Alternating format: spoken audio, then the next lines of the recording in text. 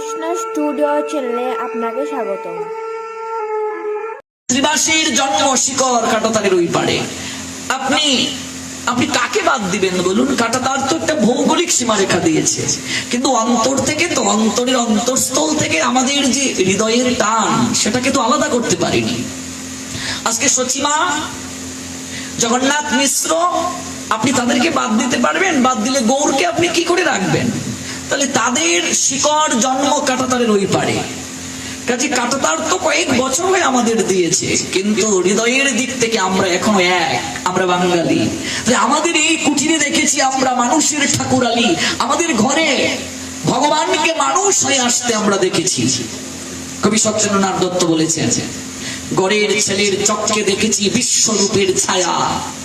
আমাদের ঘরের ছেলে যে বিশ্বরূপ দেখিয়েছে শিবাসঙ্গনে, বাঙালির হিয়া অবিও মাথিয়া নিমাই ধরেছে কায়া। ভাবা যায়, কল্পনা করা যায় কবি সত্যেন্দ্রনাথের অনুভব। বাঙালির হিয়া অমিয় মথিয়া নিমাই ধরেছে কায়া।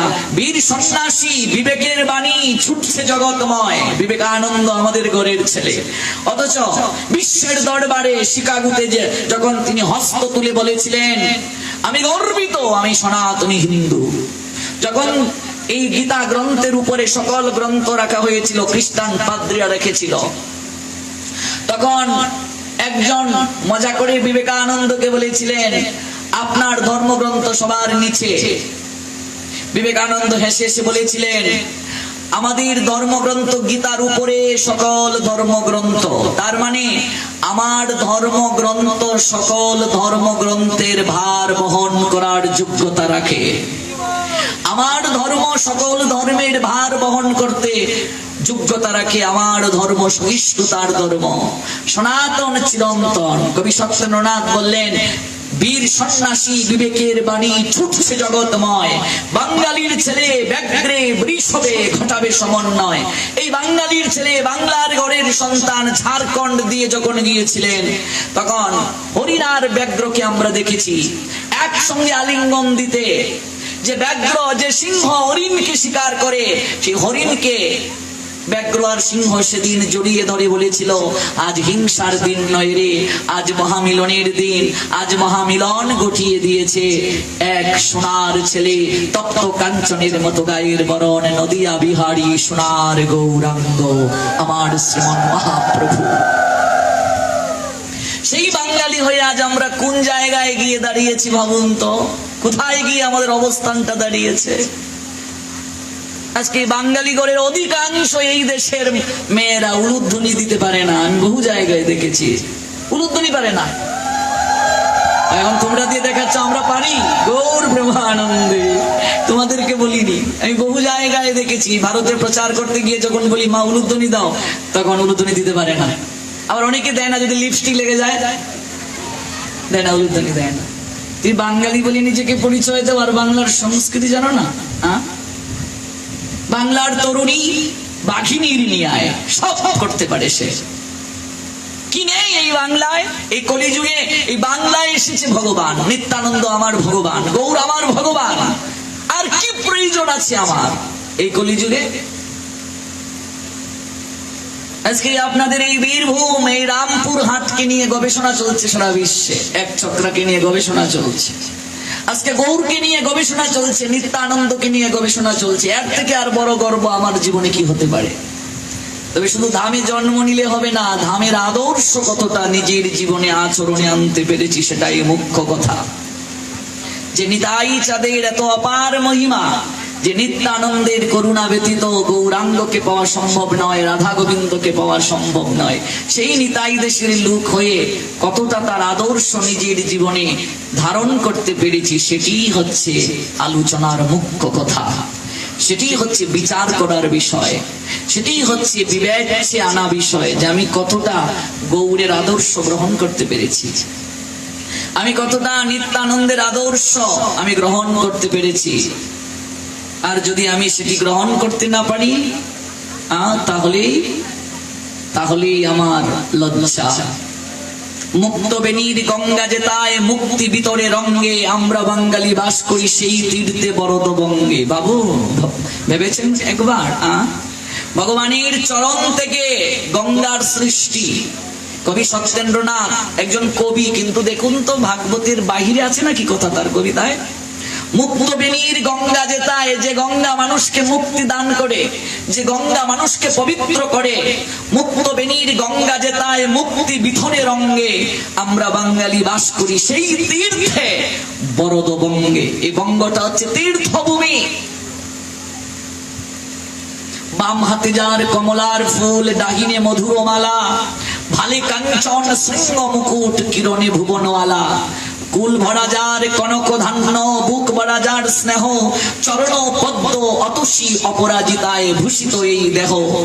সাগর যাহার বন্ধনা রচে শত শত তরঙ্গ ভঙ্গে, আমরা বাঙালি বাস করি সেই বাঞ্ছিত ভূমিভঙ্গে।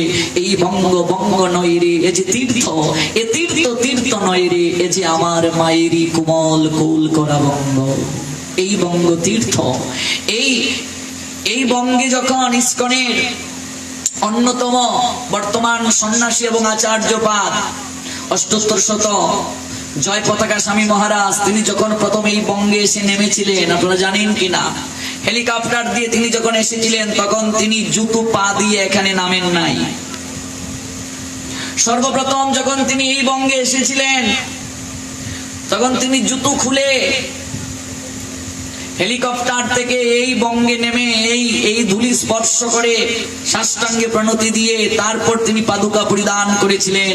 বলেছিলেন, 7 সাগর 13 নদী পাড়ি দিয়ে এসেছি এই বঙ্গের ধুলিকণা মাখার জন্য, এখানে আমি জুতো পা দিয়ে নামতে পারি না। ভাবা যায়, কল্পনা করা যায় কতটা অনুভব করতে পেরেছি বাঙালি হয়ে, কতটা এই বাংলার ধুলিকণাকে অনুভব করতে পেরেছি।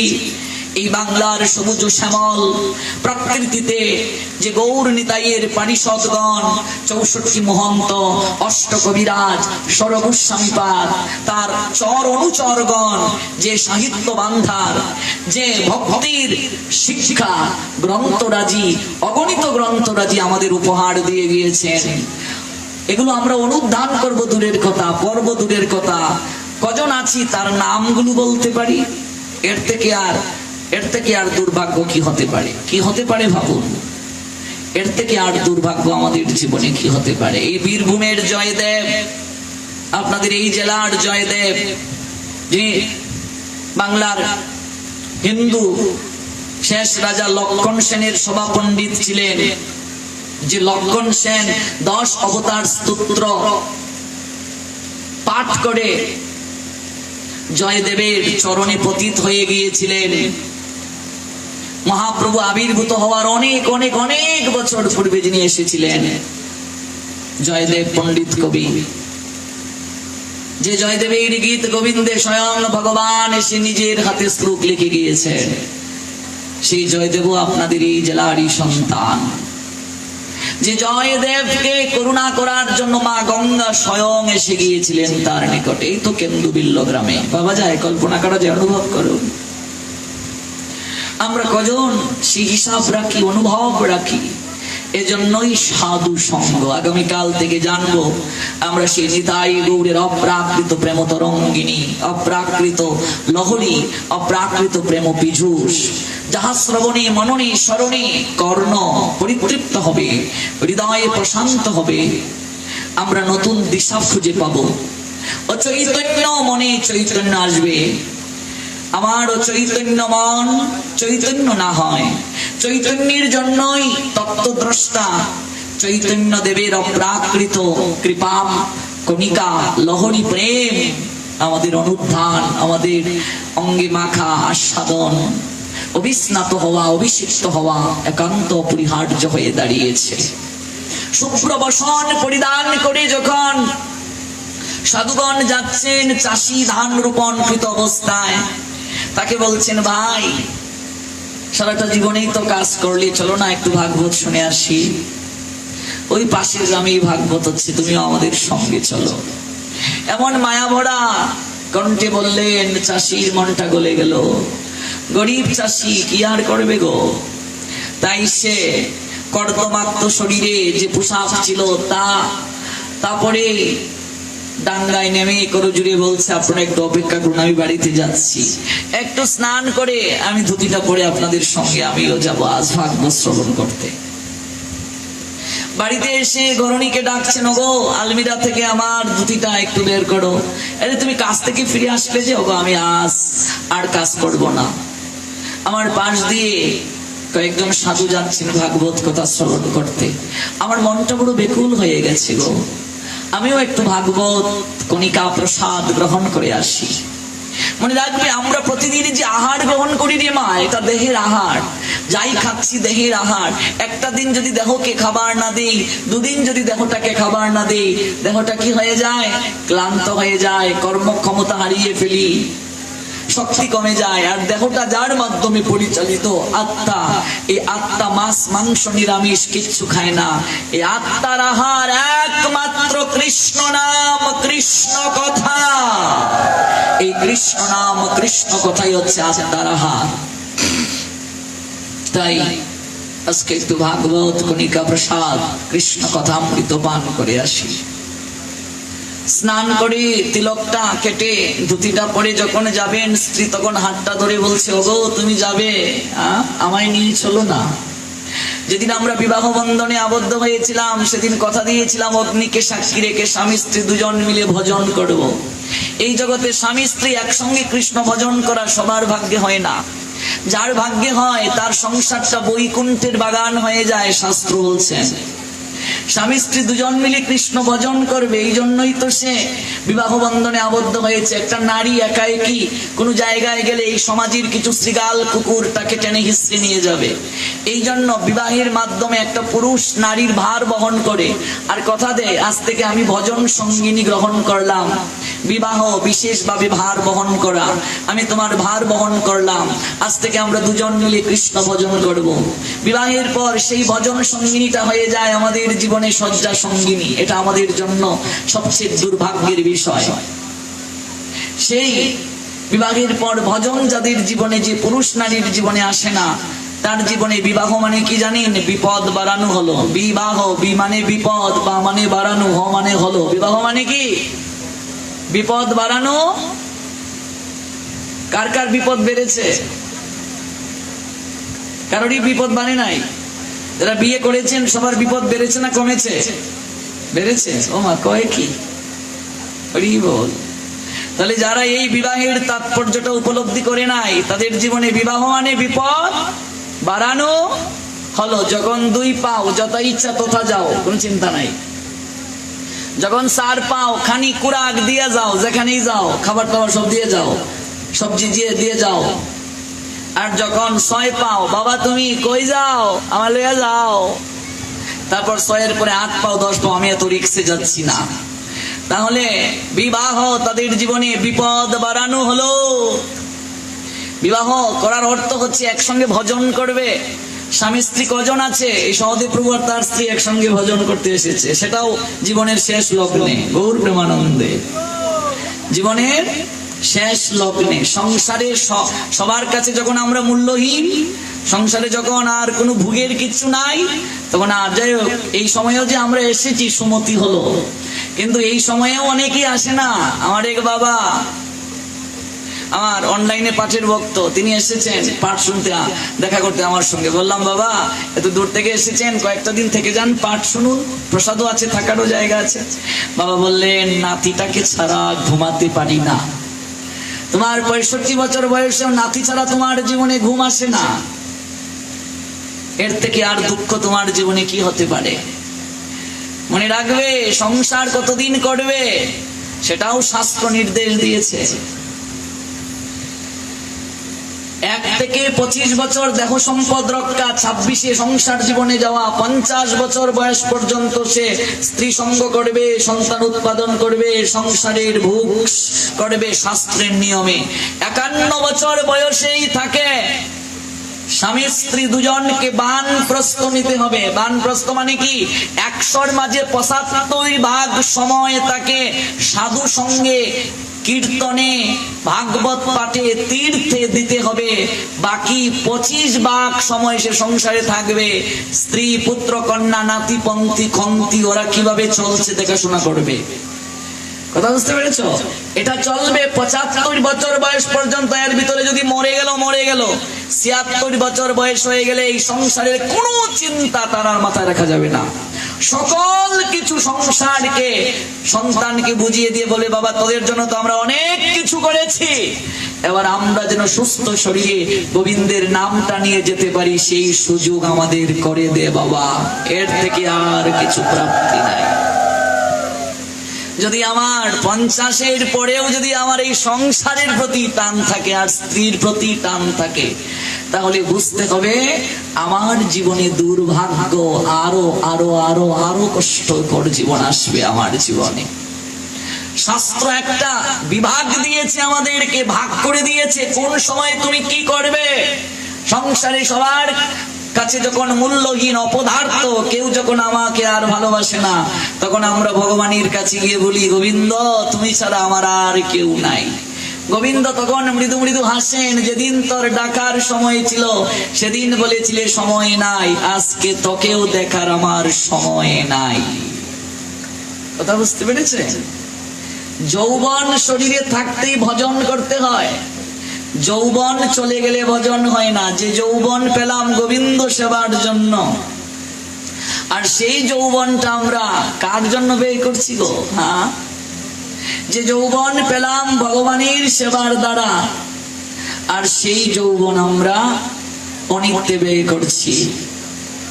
তাই মহাজন দেখুন কি বলছেন, যৌবনে যখন ধন উপার্জনে হইনু বিপন্নকামী, আমি যখন বিপুল কামী হলাম, ধর্ম সরিয়া গৃহিণীর কর ধরিনু তখনও আমি, সংসার পাতায়ে তাহারও সহিত কালকয় কইনু কত, বহু সুতা সুত জনম লভিল মরমে হইনু হত। সুত সুতা মানে ছেলে মেয়ে।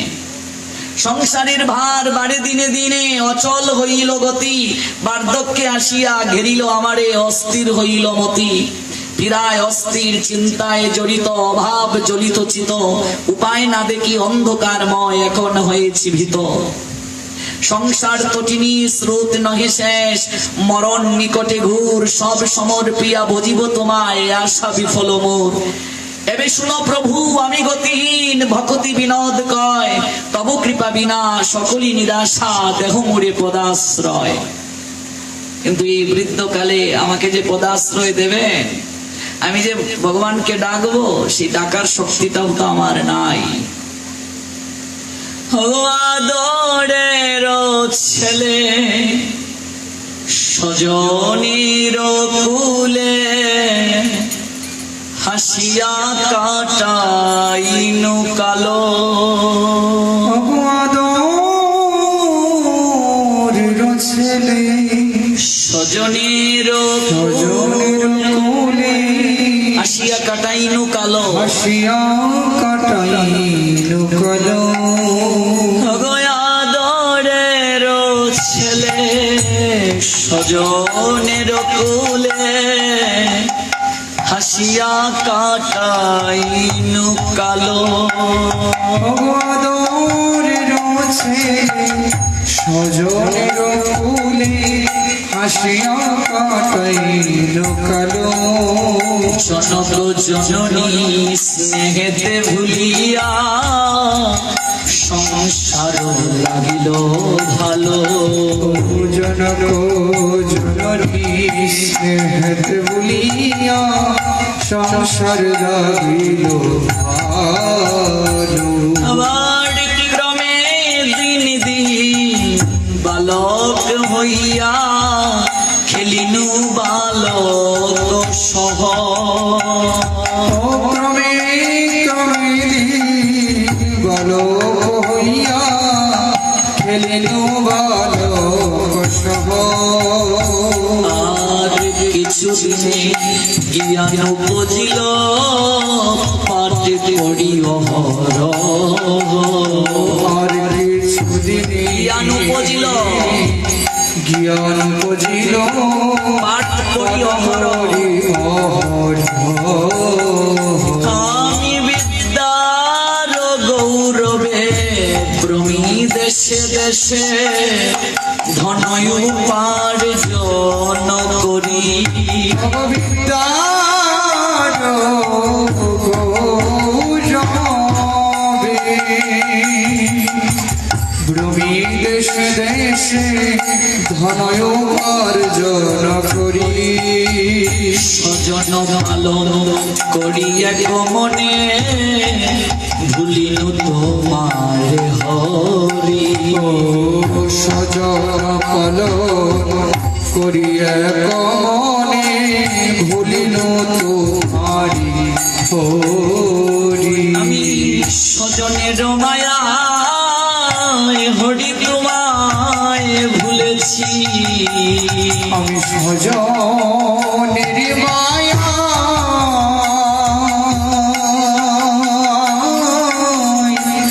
হরি তোমায় বলেছি আমি স্বজনের মায়া হরি তোমায় ভুলেছি আমি সজনের মায়া হরি তোমায় বলেছি আমি স্বজন পালন হে দয়াল হরি করি এক মনে স্বজনের মায়া হরি তোমায় ভুলেছি আমি সজনা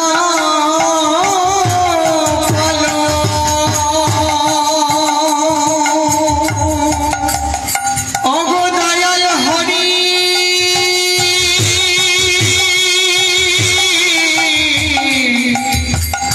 অগদয়াল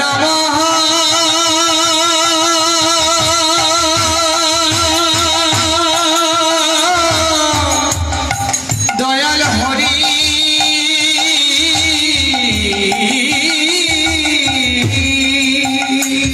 আমি সাজান পালন করিয়া সজনের মায়া তোমায় বলেছি তাই বার্ধক্যে এখন ভগবতী বিনোদ কাতিয়া কাদ কাতরয়তি আমার দোকে এখনো ভক্তি বিনোদ কাঁদিয়া কাতরয়তি তাই বার্ধক্যে এখন ভগবতী বিনোদ কাতিয়া কাতরয়তি আমার দোকে এখন ভক্তি বিনোদ কাঁদিয়া কাতরয়তি গলা ভজিয়া তোরে বৃথা দিন গেল কি হইবে এখন আমার গতি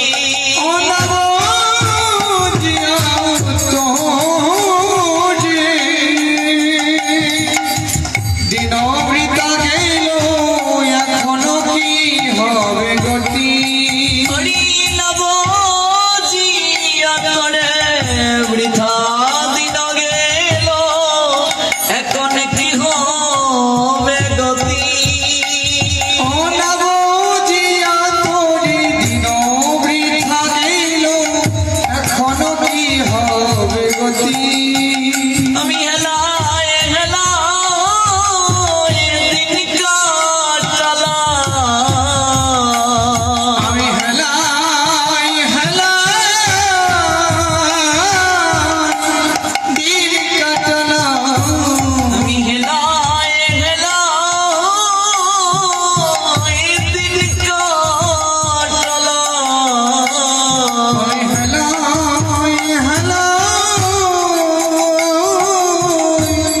দিন কাটলাম আমি দয়াল হরি না বুঝল হেলায় হেলায় দিন আমি কাটালাম দয়াল হরি হরি হে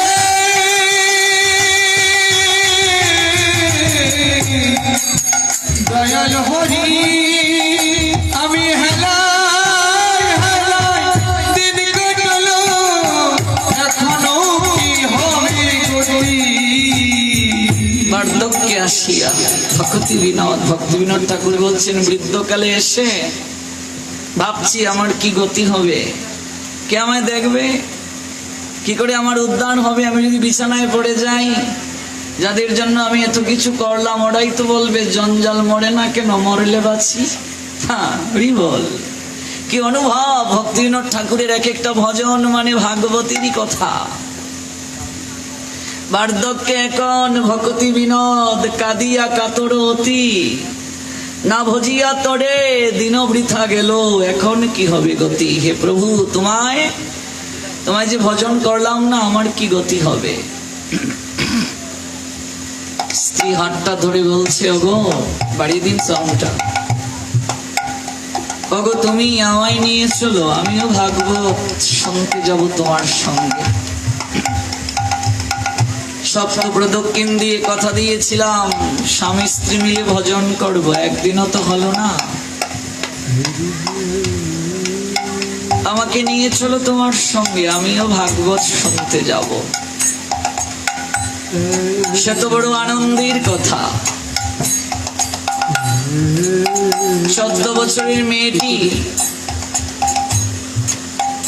মায়ের শাড়ির আঁচল টেনে ধরে বলল, মা তোমরা ভাগবত শুনতে যাবে, আমায় নেবে না মা?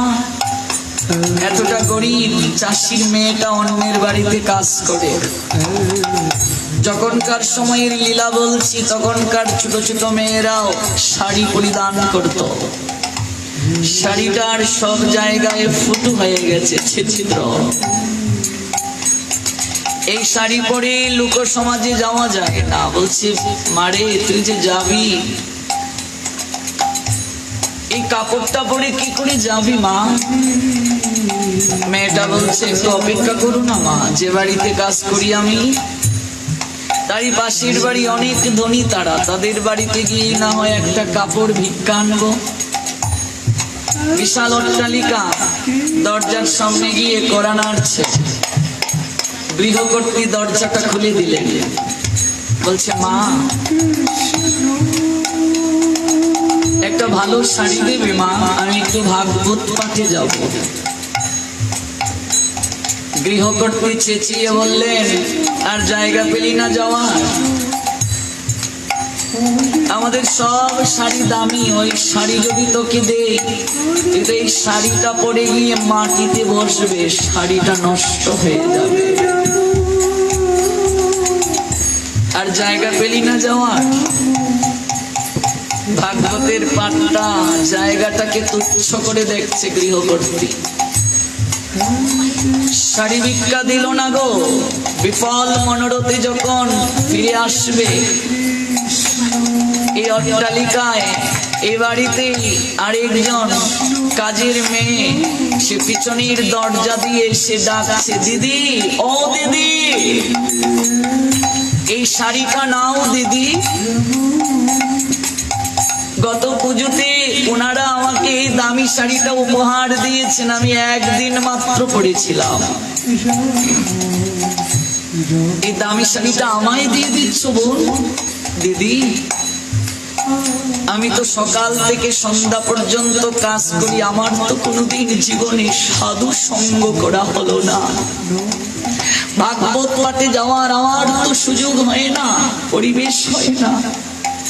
এই শাড়িটা আমি তোমায় দিলাম দিদি, এই শাড়িটা পরিধান করে তুমি যখন ভাগবত পাঠের আসরে গিয়ে বসবে, সেখানে অগণিত ভক্তের চরণ ধূলিকণা এই শাড়িতে স্পর্শ হবে। যে ধূলিকণা মাতার জন্য নন্দের নন্দন শ্রী কানু আসেন গড়াগড়ি দেওয়ার জন্য।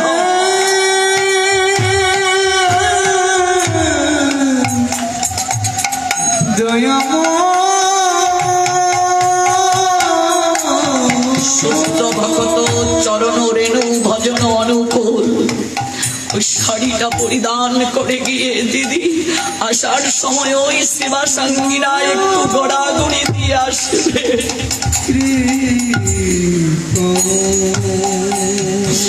যেন ভক্তের চরণ দুলি ওই শাড়িতে লেগে থাকে, আর ওই ভক্তের চরণ দুলি মা কানু বসন্ত এসে তুমি আমার গায়ে জড়িয়ে দিও, যেন ভক্তের চরণ ধুলির কৃপায় আমার ভাগবতের কৃপা লাভ হয়।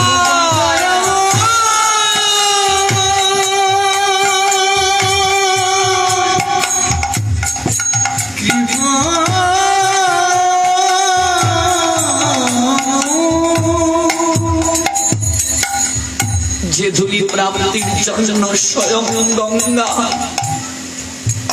রুহিদাস বৈষ্ণবের চামড়া বেজানো গাটির জলে আবির্ভূত হয়েছিলেন। অর্জুন অহংকারী হয়ে গিয়ে যখন চামড়া বেজানো গাটির জলে স্নান করতে গিয়েছেন, গিয়ে দেখেন মা গঙ্গা সেখানে আবির্ভূত। মারে, জগতের এত জায়গা থাকতে মা এই রুহিদাস মুচির চামড়া বেজানো গাতির জলে কেন রে মা? মা বলেছিলেন সংসারের সকল পাপী তাপী তাদের পাপ এই জলে ধৌত করে ওরা পবিত্র হয়ে যায় অর্জুন। আর আমি অপেক্ষা করি রুহিদাসের মতো বৈষ্ণবের চরণ দুলিতে নির্মল হওয়ার জন্য।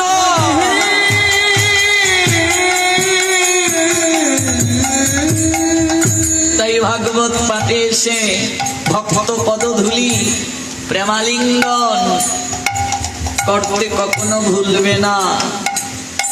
সাধুর দর্শনে যায় মনের ময়লা পরশে হয়ে প্রেম তরঙ্গ। মেয়েটা শাড়িটা হাতে নিয়ে ওই বিত্তশালী বাড়ির কাজের মেয়েটাকে আলিঙ্গন দিয়ে বলছে, দিদি ধন্য তুমি।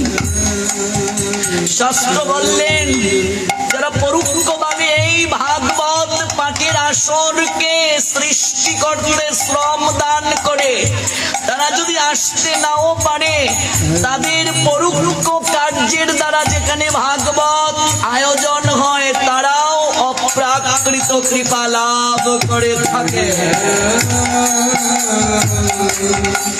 আজকে যারা 1 টাকা 5 টাকা 150 হাজার টাকা প্রণামী দিয়েছে এই ভাগবতকে সম্পূর্ণ করার জন্য, কিংবা এই যে আজকে প্রসাদ যিনি দিয়েছেন শ্রদ্ধাস্পদেশু অপূর্ব মণ্ডল মহোদয়,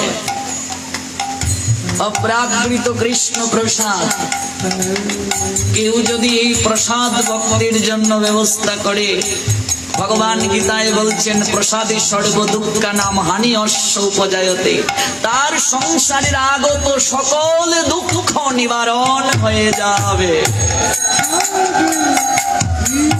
একজনের দ্বারা তো সম্ভব নয়। এইভাবে আমরা 2-3 মিলে একদিনের মহাপ্রসাদ দিতে পারি, একদিন অন্ন প্রসাদ দিতে পারি, 2 মিলে একদিন ফল প্রসাদ দিতে পারি। যারা আয়োজন করেছেন এত কষ্ট করে, আমি অনুরোধ রাখবো আপনারা কমিটির সঙ্গে যোগাযোগ করে 2 মিলে 3 মিলে একদিন প্রসাদের ব্যবস্থা করতে পারেন।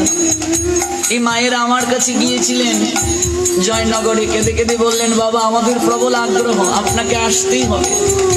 এত গরমের মাঝে আজকে বাড়ি কালকে ও বাড়ি, তারা ছুটেছেন কিসের জন্য? কেবল আপনাদের চরণ ধুলি প্রাপ্তির জন্য।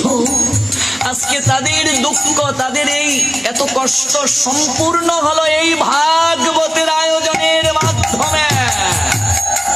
আমরা আগামীকাল থেকে সেই ভাগবতে এসে নিজেরা ধন্য হব, আয়োজনকারীর আয়োজনকে সার্থক করব। একজনকে সাধুগণ আমন্ত্রণ করেছিলেন, আজকে পরিবারের সবাই যাচ্ছে ভাগবতে, নিজেরা যেমন আসবো পরিবারগণকে নিয়ে আসবো, সন্তানাদিকে নিয়ে আসবো। তাতে 2 ঘন্টা 2.5 ঘন্টা শুনলে আমার পড়াশোনা ক্ষতি হবে না, বরং আমার জীবন ধন্য হয়ে যাবে। নৈতিক শিক্ষা ছাড়া কেউ প্রকৃত মানুষ হতে পারে না। প্রাতিষ্ঠানিক শিক্ষার সঙ্গে নৈতিক শিক্ষার সমন্বয় না ঘটালে মানুষ কখনো প্রকৃত পক্ষে জ্ঞান লাভ করতে পারে না। সারিয়া বৈষ্ণব সেবা নিস্তার পেয়েছে কেবা, এই কলিযুগের সাধু সেবা ছাড়া, ভাগবতের সেবা ছাড়া পুত্রাপি জীবের কখনো পরিত্রাণ সম্ভব নয়। ভক্ত সেবা, ভগবানের গুণকীর্তন, এটাই তো কলিযুগে একমাত্র উদ্ধারের সম্বল। এর থেকে আর শ্রেষ্ঠ কোনো কৃপা হতে পারে না। এই লীলায় আমরা অনুভব করলাম পরিবারের সবাইকে নিয়ে আমাদের ভাগবতে যেতে হবে। ভাগবতের অপ্রাকৃত কৃপায় আমরা স্নাত হব। ঠিক সেই সময়ে গরিব ছেলেটি সে বলল, ও মা, তাহলে আমায়ও নিয়ে চলো। ওরে, খালি হাতে তো আর ভাগবতে যেতে নেই, কি নিয়ে যাব? এতটা গরিব, ঘরে কিচ্ছু নেই সেদিন, ফলমূল যে নিয়ে যাবে। তাই ঘরের পাশে বৃক্ষের মাঝে কতগুলো পুষ্প সুন্দর করে ফুটে আছে, সেখান থেকেই কয়েকটা পুষ্প চয়ন করে হাতে নিয়ে যাচ্ছে অঞ্জলি রূপে। প্রভু, কিচ্ছু নেই, কিন্তু নয়নের তো জল আছে প্রভু। সেই নয়নের জল আর ভক্তি মাখিয়ে পুষ্প ভাগবতে অঞ্জলি দেব, আর কৃপা লাভের জন্য প্রার্থনা করব।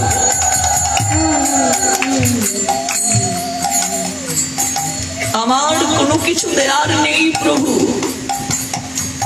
একমাত্র তোমারই প্রদত্ত, তোমারই দান নয়নের জল। দুফোঁটা সেই জল ভাগবতকে অর্পণ করে যাও, দেখবে এই জীবন ধন্য হয়ে যাবে।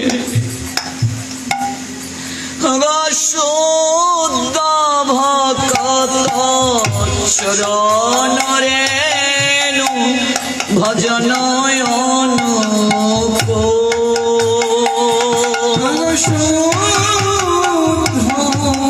ভকত চরণ রেণু ভজন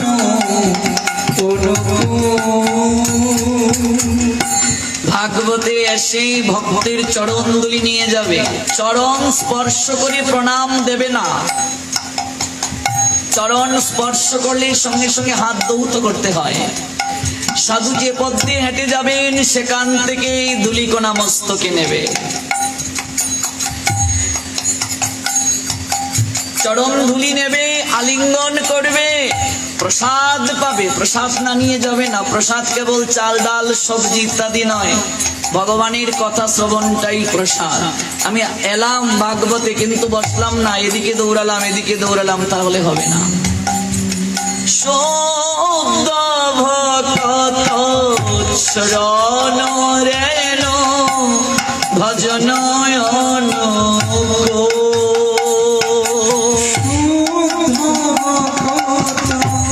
চরণ রেণু ভজন ভগত সেবা পরম সিদ্ধি প্রেমলতি কারো। ভগত সেবা পরম সিদ্ধি প্রেমলতি কারো। অন্তত বছরে দুবার হলেও গৃহে সাধুদেরকে নেবে, একটু রান্না করে সাধুদেরকে দিয়ে ভোগ লাগাবে। যদি না পারো বছরে একবার। যার গৃহে সাধু রাত যাপন করবেন, সেই গৃহের যত আগত বিপদ আছে, ঝড় জঞ্জাট আছে, কিংবা সে যত পাপ করেছে, ওই সাধু সেবার মাধ্যমে, সাধু রাত যাপন করার কারণে সকল পাপ বিনষ্ট হয়ে যাবে। বহু জন্মের ভাগ্য না থাকলে সাধুগুরু কারো গৃহে আসে না। দেখবে যদি সৌভাগ্য থাকে, নিমন্ত্রণ ছাড়াই অযাচিত ভাবে সাধু আমার গৃহে আসে।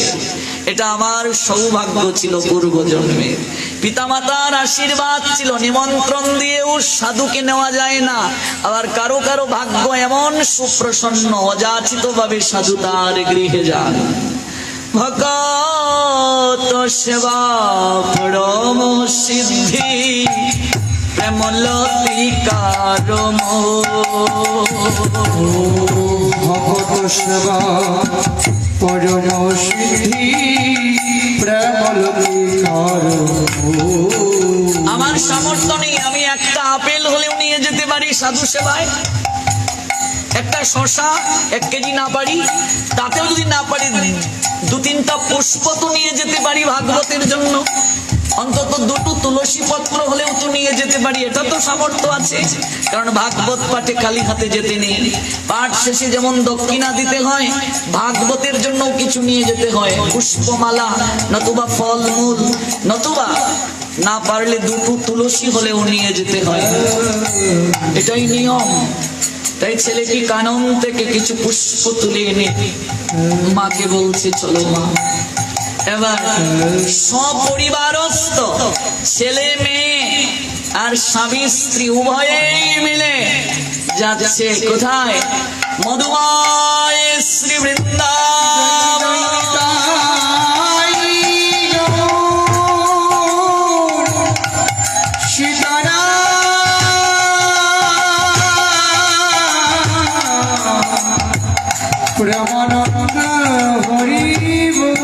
সেখানে ভক্তগণ মিলিত হয়ে ভগবানের কথা কীর্তন করে, সেটাই বৃন্দাবন। আমরা মধুকণ্ঠ প্রভুর মুখে চল রে অমন চল, মধুর বৃন্দাবন, সেই ভজনের মাধ্যমেই শেষ করব। নিতাই গো, পরিবারের সবাই যাচ্ছে ভাগবতে, কোথায়? সেই ভাগবতটাই মধুর বৃন্দাবন। চলে রে আমার ভাগবতের দক্ষিণা ভক্তরাই যাবে আপনাদের কাছে। মধুর বৃন্দাবন,